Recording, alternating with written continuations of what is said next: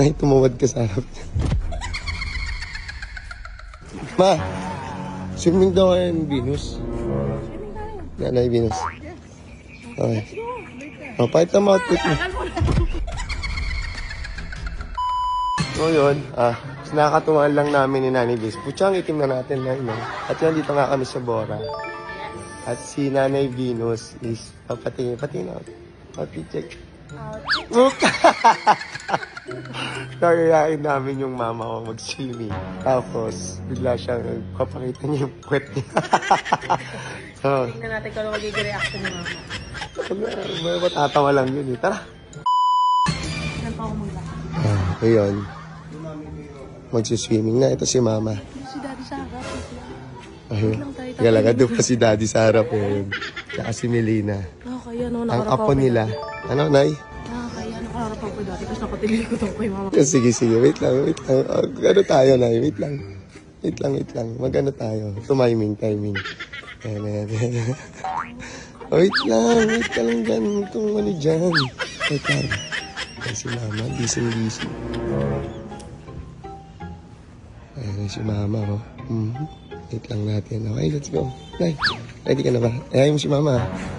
Si Daddy. Dali. Game. Tara.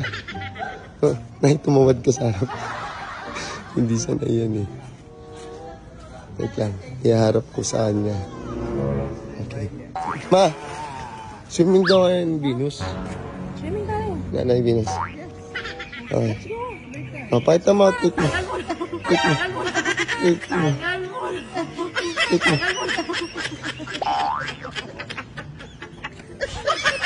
This is a prank or what? Tara. Lasing nga tayo. Swimming, puro puwet. Ba't nagpanty ka pa? Dapat papaluin mo yung pato. Pinalo ko kaya lang mahina. Pati yung galit tayo. Yung puwet mo na. Swimming na tayo mo.